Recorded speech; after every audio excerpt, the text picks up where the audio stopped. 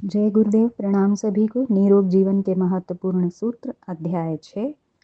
Last topic हमने पढ़ा था कि भूख न लगने की शिकायत कैसे पैदा हुई, इस पर विचार करें।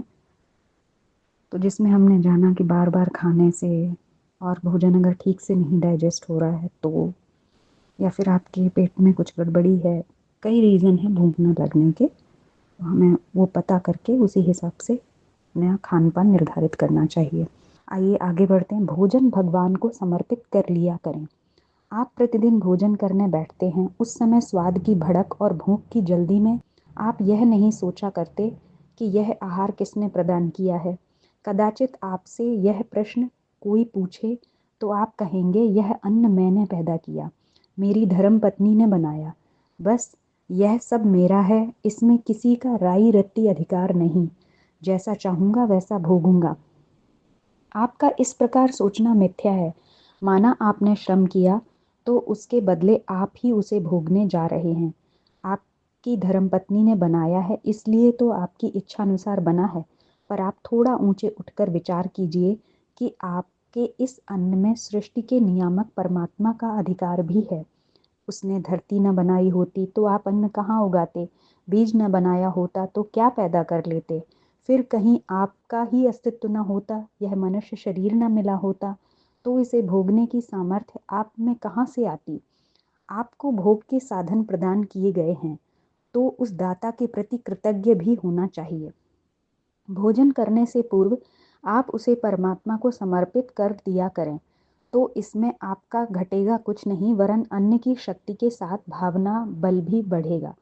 आपको शक्ति और ओज प्रदान करने में इस प्रकार की भावना की महत्ता अद्वितीय है। जो भोजन आप ग्रहण करते हैं उसी के द्वारा आपका पोषण और नव निर्माण नहीं होता। प्रत्युत भोजन करते समय आपकी जैसी मनः स्थिति होती है, मन जैसा सूक्ष्म प्रभाव फेंकता है और जैसी भावनाएं लेकर भोजन करते हैं उनका भी आपके जीवन निर्माण में महत्वपूर्ण संबंध होता है। उन भावनाओं का विकास शरीर के रक्त, मांस, वीर्य और प्राण के द्वारा प्रस्फुटित होकर सारे शरीर में बिखर जाता है। परमात्मा को भोजन समर्पित करने से जो सात्विक और पवित्र विचार प्रवाह उमड़ता है वो अपने शरीर और जीवन में घुल जाता है।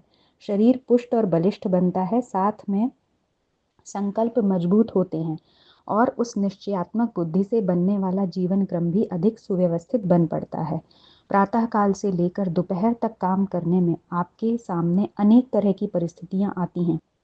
कभी क्रोध उत्पन्न होता है, कभी खिन्नता आती है, कभी भय पैदा होता है, कभी निराशा उत्पन्न होती है। अनेक तरह के बुरे विचार भी प्रभावित करते रहते हैं। काम की कठोरता में उत्तेजना, उद्विग्नता, ईर्ष्या, द्वेष होना स्वाभाविक सा है। कई बार दूसरे लोग अपने काम में बाधाएं डालते हैं, उसके कारण प्रतिशोध की भावनाएं भी भड़क उठती हैं। दोपहर को घर लौटते हैं तो अशुभ विचारों का पूरा बोझ साथ लेते आते हैं। यह कुत्सित विचार भोजन करते समय भी बने रहें तो वे स्थायित्व ग्रहण करने लगेंगे। परमात्मा के प्रति समर्पण का विचार करते ही आपकी अंतरात्मा विशाल होती है, उसमें सारे कलुष कषाय खुल जाते हैं। आगे के लिए एक स्वस्थ चैतन्यता अनुभव करने लगते हैं।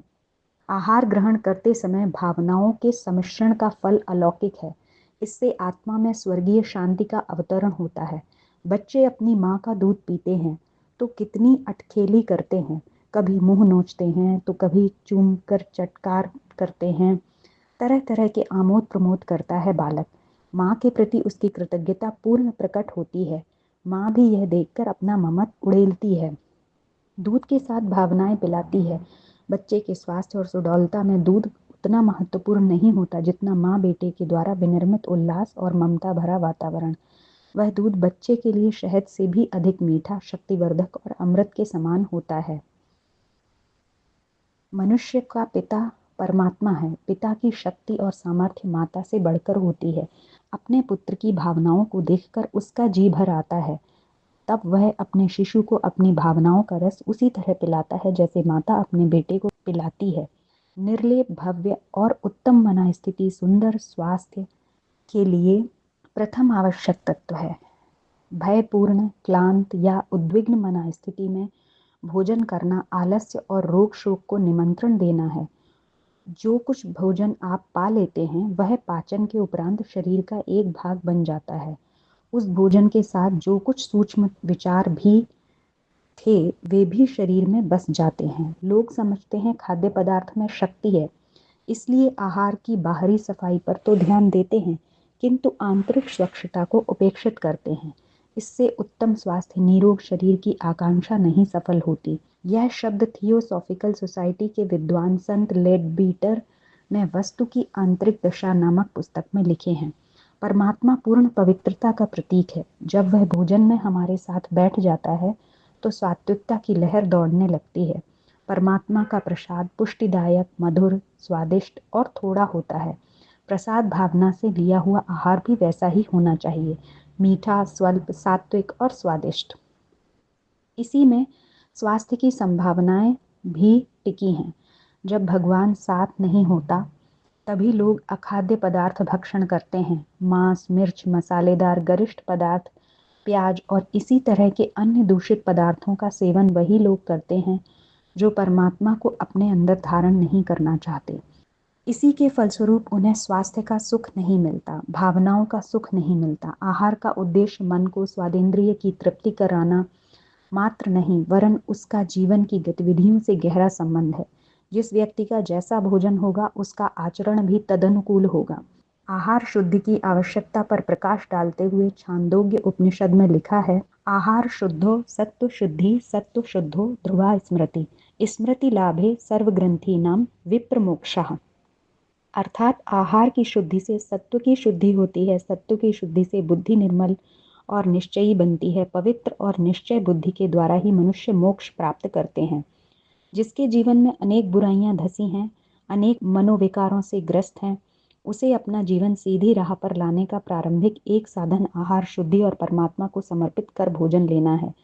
आहार में ईश्वरीय दिव्यात्मा का समावेश होता है तो काम, क्रोध, उत्तेजना, चंचलता, निराशा, उद्वेग आदि बुराइयां दूर होती हैं।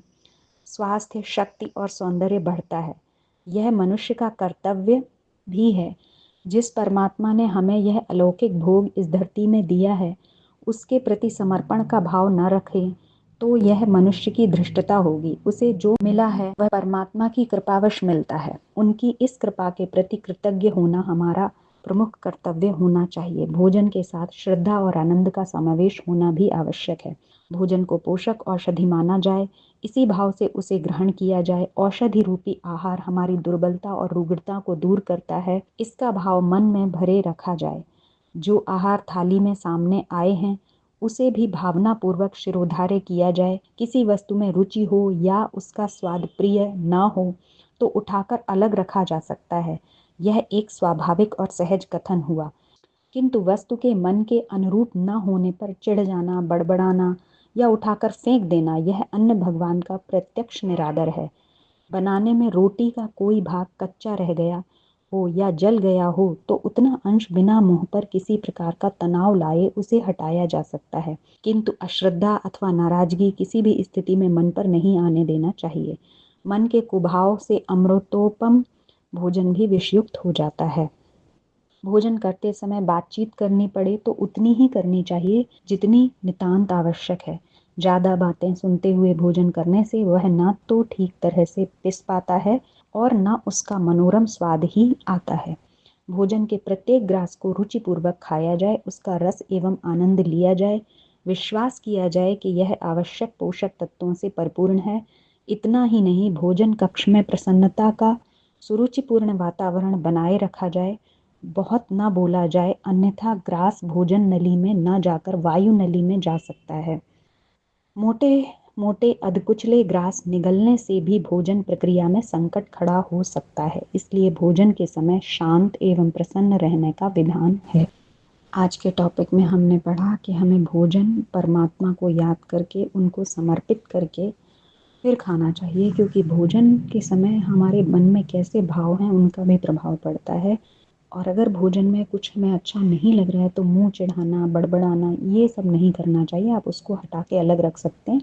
या कुछ जल गई है रोटी, आधी कच्ची है, तो आप उतनी रोटी को निकाल सकते हैं और फिर शांतिपूर्वक अपना भोजन कर लीजिए। किसी भी स्थिति में अपने मन की शांति को हमें खराब नहीं करना है। तो आज के लिए इतना ही। जय गुरुदेव। प्रणाम सभी को।